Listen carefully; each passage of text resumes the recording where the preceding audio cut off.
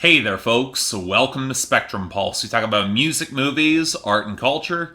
And today, we're going to be talking about the newest album from 5 Seconds of Summer, Youngblood.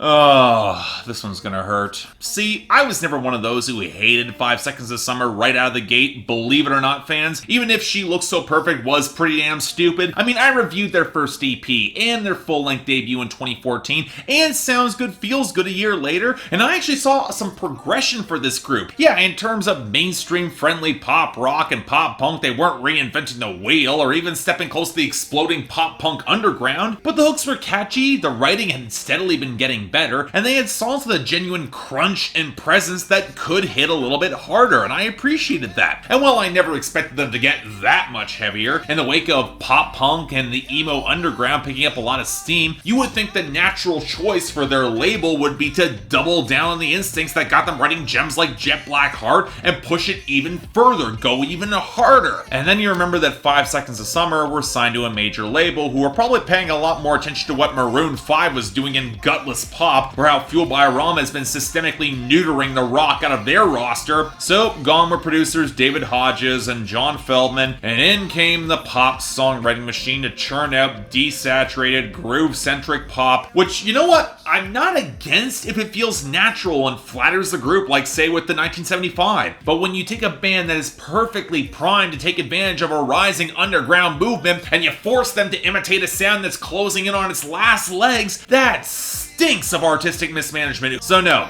I was not really looking forward to Youngblood. But could Five Sauce pull their band back from the brink? Well, if they did, only just barely. And given that there's really no way to listen to Youngblood without thinking that this sounds so much more tired and drained of interesting ideas and charisma compared to the last two albums, I'm stuck evaluating this as a pop album. And on that basis, well, look, it's better than Maroon 5, but if that's the goddamn benchmark that we're working with, we have a serious problem, people, because this isn't exactly good either. And there's no way that we can escape this either, because all across this album, I don't hear an untalented or an uninspired act who need the studio assistance and the big production names to prop up weak songs. If you pay attention to the bass work from Callum Hood, or the drum fills that Ashton Irwin tries to sneak in on songs like Moving Along whenever he basically can, it reminds you that there is a solid, explosive pop rock band that is looking for an opportunity to really cut loose. And while 5 Seconds of Summer were never giving us the big guitar solos you'd like to think that Michael Clifford would actually have more to do than the sort of desaturated, gutless strumming that'd be better suited for a Shawn Mendes album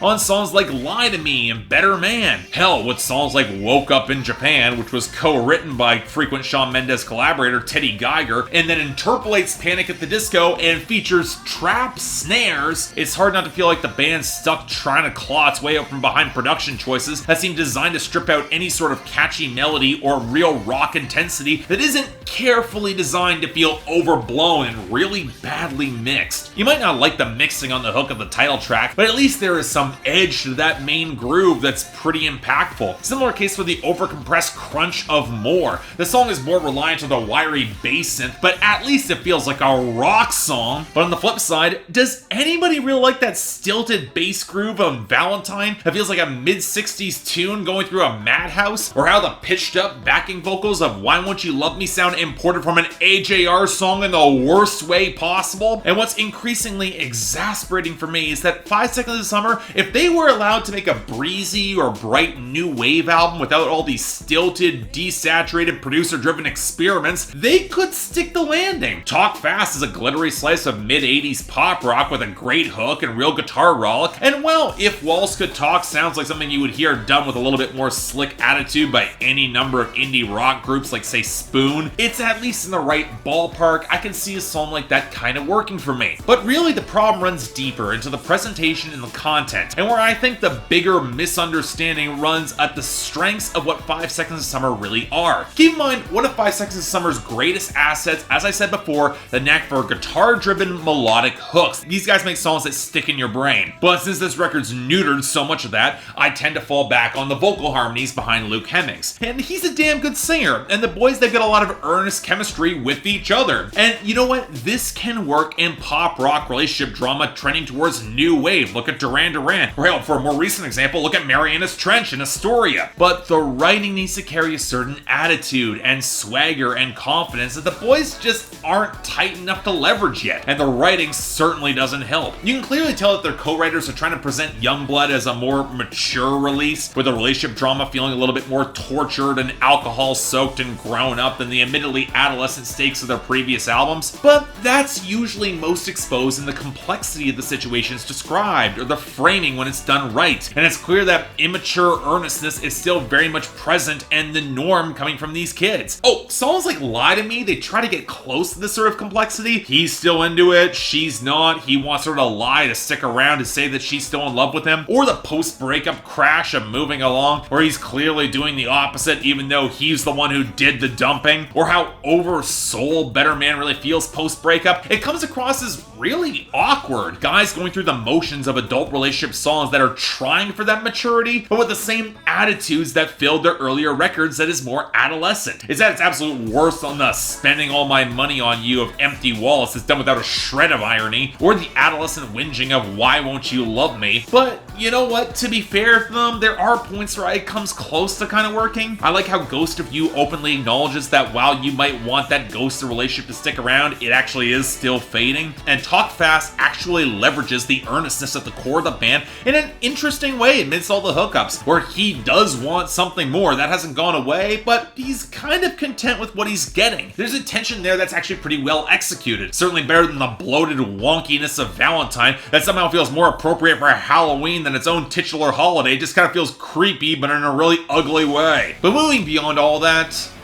look, I find it hard to blame 5 Seconds of Summer for any of this. You can tell they were trying, however they might try to manage their transition into a more mature, more slick act, but the list of co-writers and producers tell me that they're being managed within an inch of their lives in an absolutely wrong direction, given what's coming up in pop rock and pop punk right now. They could have doubled down on that, and this album could have been really good. And the fact that this is salvageable at all is a credit to the band's talent and nailing a few solid songs, but otherwise, 5 out of 10, only recommended for the fans, and even then, I can say this record will alienate some of those who weren't entirely on board 3 years after their last album. I mean, it's not precisely bad. I wish I could say more good things about it, but man, I wish they were going in a more interesting direction than this, and if they don't course correct, 5 Seconds of Summer, well, 15 minutes might be running up. So yeah, thanks a lot for watching. I'd like to like and subscribe. I'd be more than grateful.